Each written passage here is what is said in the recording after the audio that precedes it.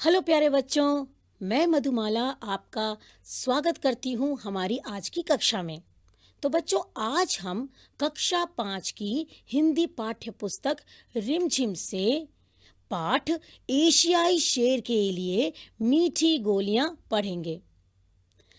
बच्चों, जैसा कि यह पाठ का नाम है, एशियाई शेर के लिए मीठी गोलियां, और इसके समक्ष आप चित्र भी देख सकते हैं। यह एक एशियाई शेर के ऊपर ही आधारित है।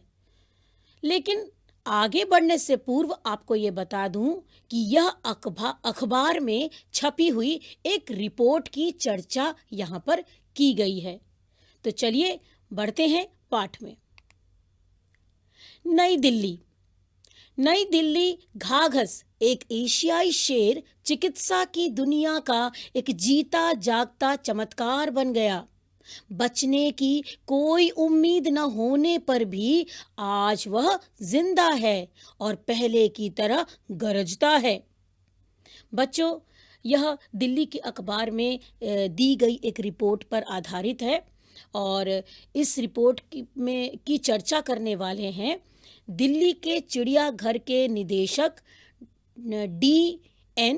सिंह, जिन्होंने इस रिपोर्ट में एक घाघस नाम के शेर के बारे में कुछ जानकारी दी है और ये बताया है कि यह तो एक चमत्कार से कम नहीं कि वो आज सही सलामत और जिंदा है।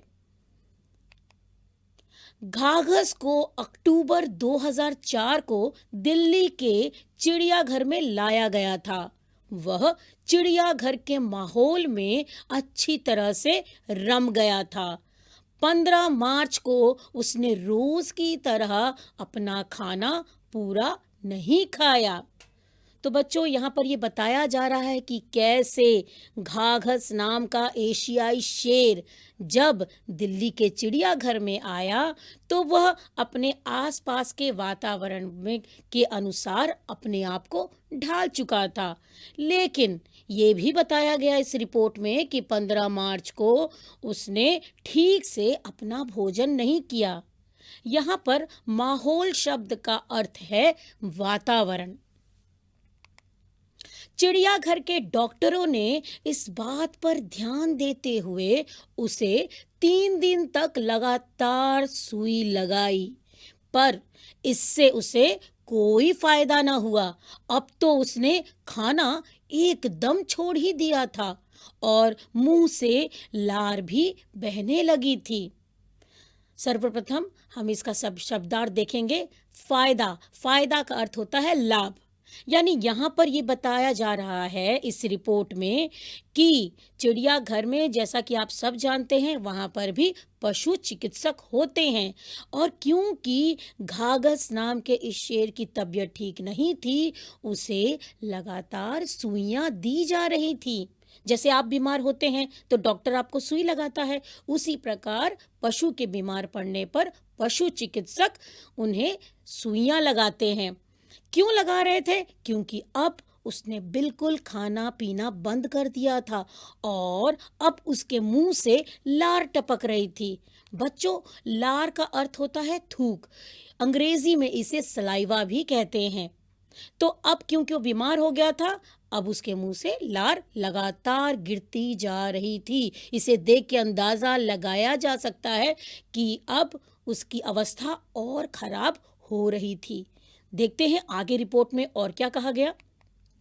घाघस की गिरती हुई हालत देख उसके खून के नमूनों की जांच के लिए भेजे गए। हालांकि इस बीच घाघस ने थोड़ा बहुत तो खाना शुरू कर ही दिया था, पर उसकी हालत ठीक नहीं कही जा सकती। अब जैसा कि इस रिपोर्ट में बताया गया है, उसे सुइयां लगाई जाने लगी और उसके बाद भी उसकी तबीयत जब नहीं संभली तो क्या किया गया, उसके खून के नमूनों की जांच की गई, उसे जांच के लिए भेजा गया। लेकिन तब तक भी उसकी तबीयत ठीक नहीं थी और उसने खाना अभी तक थोड़ा थोड़ा शुरू ही किया था, लेकिन पूरी तरह से हम नहीं कह सकते हैं कि उसकी तबीयत ठीक थी।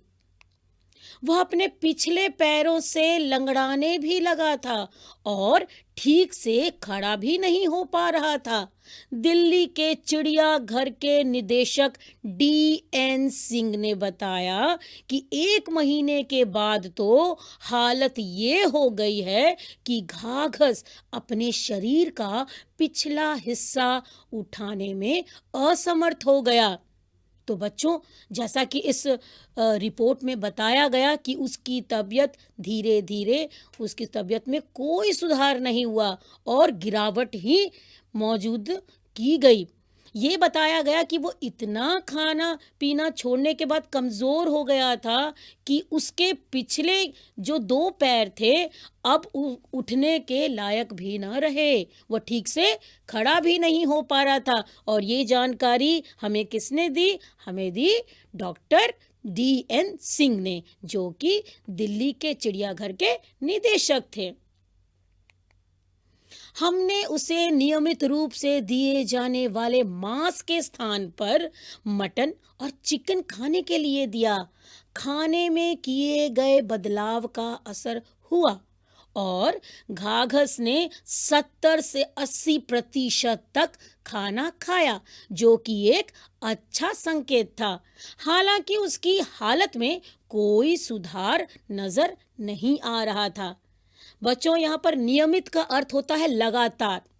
यानी कई डॉक्टर्स उसे लेकर के हमेशा ध्यान में उसकी बातों को रखते थे। उसने क्या खाया, क्या पिया, उसे दवाई समय पर दी जा रही है कि नहीं दी है। लेकिन इसके बावजूद उसकी सेहत में कोई सुधार नहीं नापा गया। तब उसके खाने के चीज़ों को बदल दिया गया। यानी जो वो रोज़ खाता था उसे बदल करके मटन और चिकन दिया गया। अब उसने थोड़ा बहुत खाना शुरू कर दिया था, लेकिन फिर भी वह पूरी तरह से स्वस्थ अभी भी नहीं हुआ था। चिड़ियाघर के सभी लोग चिंतित हो गए। हालत ऐसी हो गई थी कि अब दिन गिनने के अलावा कोई चारा न था। घाघस की यह दशा देखकर हमने अर्थात दिल्ली के चिड़ियाघर के निदेशक ने और उनकी टीम ने हमने गुजरात के वन्य जीव विशेषज्ञों से यह सोच करके सलाह लेने का निर्णय किया कि सिंह भारत में सिर्फ गुजरात के गिर जंगलों में ही पाए जाते हैं। शायद वे ही कोई राह सुझा सके। यहाँ पर निर्णय शब्द का अर्थ है फैसला लेना। तो जब घाघस एशियाई शेर की सेहत में कोई भी सुधार नहीं दिख रहा था, तब लोग अत्यधिक चिंतित हो गए थे और अब उनके पास कोई भी चारा नहीं बचा था सिवाय दिन गिनने के। अर्थात उन्हें लग रहा था कि अब किसी भी समय उसकी मृत्यु हो सकती है। लेकिन यह सब देख करके फिर क्या हुआ? फिर उन्होंने दूसरे वन्य जीव के जो निदेशक थे उनसे बातचीत की गई और उन्हें लगा कि शायद इसके द्वारा ही कोई अन्य रास्ता निकल के सामने आए। सिंह ने आगे बताया कि गुजरात के प्रमुख वन्य जीव संरक्षक का अर्थ होता है बचाव करने वाला। सिंह ने आगे बताया, गुजरात के प्रमुख वन्य जीव संरक्षक ने उन्हें आनंद के डॉक्टर R.G. जानी से संपर्क करने का सुझाव दिया। घाघस के इलाज की रिपोर्ट देखने के बाद डॉक्टर जानी ने उसे होम्योपैथी दवाइयां देने की सलाह दी। बच्चों, जैसे ही ये बात दूसरे स्थान के डॉक्टर अर्थात डॉक्टर R.G. जानी के पास यह केस गई, तो फिर क्या हुआ? उन्होंने उस शेर का जब रिपोर्ट पढ़ा तो फिर उन्होंने उस शेर को होम्योपैथी नाम की मीठी गोलियां दवाइयां देने की सलाह दी। होम्योपैथी इलाज शुरू होने के 2 माह के भीतर ही घाघस की हालत सुधरनी शुरू हो गई और अब वह अपने पैरों पर खड़ा हो पा रहा था। यह बात 3 अगस्त की यानी कि पूरे 6 माह तक वह तकलीफ में रहा। बीमारी की वजह से वह बहुत कमजोर हो गया है, पर हालत में अभी सुधार है। यहाँ पर होम्योपैथी का अर्थ है यह एक इलाज का तरीका होता है। यानी इस इलाज के तरीके की शुरुआत से ही 2 महीने के अंदर ही क्या पाया गया? ये पाया गया कि घाघस नाम का जो शेर है उसका स्वास्थ्य जो है वो पहले से बेहतर होते जा रहा था। क्यों? ऐसा पाया गया कि पहले उसके पिछले 2 पैर पे ऐसा लग रहा था कि जान ही नहीं है, लेकिन जब से 2 महीनों से जब वो होम्योपैथी की दवाई ले रहा था, अब वो अपने पैरों पर खड़ा हो पा रहा था। इस हिसाब से देखा गया तो ये पाया गया कि वह एशियाई शेर लगभग 6 महीने तक इस तकलीफ को सहता रहा, परंतु होम्योपैथी की दवाई लेने के उपरांत अब उसकी हालत में काफी सुधार पाया गया है।